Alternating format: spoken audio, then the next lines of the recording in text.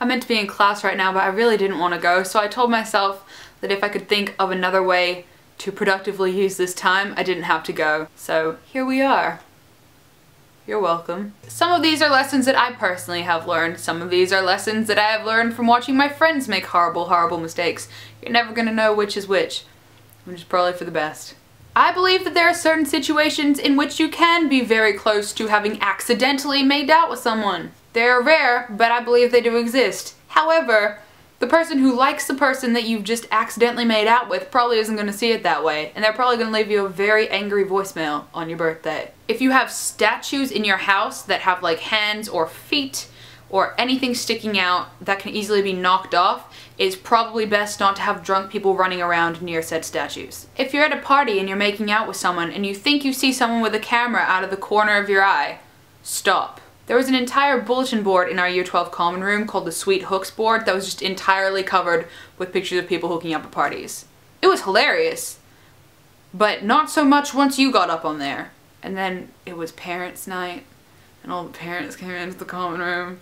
Oh god. They all thought it was hilarious, but we did not. If a boy has been expelled for taking ecstasy at school, probably don't date him. If said boy then asks you to go with him to a train station in the middle of the night to pick up drugs, also probably don't do that. All these lessons are just about guys and drunk people. I didn't really learn much else in high school. Don't make comments about teachers within earshot of people who will tell the teacher about said comments, regardless of whether they're true or not, because you're gonna have to write an apology letter. If you ever want to get out of anything, go to the school counselor. You can get out of classes you don't want to go to. In year 8, I went to the counselor during PE for like an entire term. Even if you don't have that many issues, like my parents got divorced when I was 11, but I managed to milk that at the school counselor till like end of year 9. If there's a guy that's hooked up with like half your friendship group, don't hook up with him. It's so much more fun to be like that one person that hasn't done it and can make fun of everyone else. Do not make a Facebook group about the subpar quality of your school's IT department, regardless of how hilarious and accurate the Facebook group is. Because if you put someone's name on it, if they work in the IT department, chances are they're gonna find it. And they're not gonna find it as funny as you do. If there are boys at your school one lunchtime for whatever reason, that's probably not the best lunchtime to pick to have a massive screaming bitch fight with another girl in the middle of the common room. Someone's gonna end up crying, and the boys are gonna assume that that's just what happens every day. Because someone may or may not tell them that that is the truth.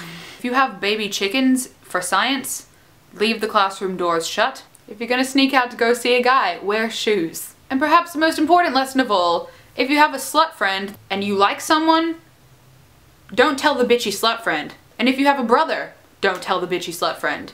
And if someone else has a brother that you might like, don't tell the bitchy slut friend. Basically, if you have a bitchy slut friend, keep them on the outside. There are still a lot of things that I continue to do despite the fact that every time I do them, I regret it and say I'm never gonna do it again. Staying up all night.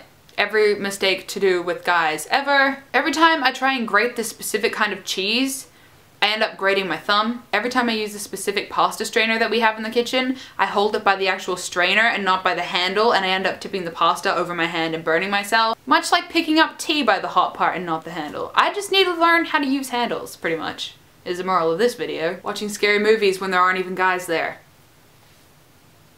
What is the point? Leaving work till the last minute. 2 or 3 weeks ago, I was on Skype with MC. I had 800 words to go and an hour to do it. She was watching me do my assignment. At one point, I got really angry and threw the book across the room. I thought she didn't see me, but she did. Every time I climb that tree in my backyard for a video, I have such an epic struggle trying to get down. Yet I do this repeatedly. Watching a movie and expecting something different to happen at the end. They're gonna die. It's freaking Titanic. Most of the time, other people are falling for lies concocted by myself and MC.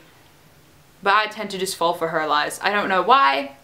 I don't fall for anyone else's. It's just her. She's like fucking Rumpelstiltskin. I feel like the quality of this video means that I really do have to promise to have something that is actually structured and planned and has some kind of content up next week. So I promise to you now, I will have a proper video up within the week. Otherwise, someone gets to come and make me eat eggplant, and I fucking hate eggplant, so I don't want that to happen. If you like a guy, and he plays World of Warcraft, no offense, Jackson, but run.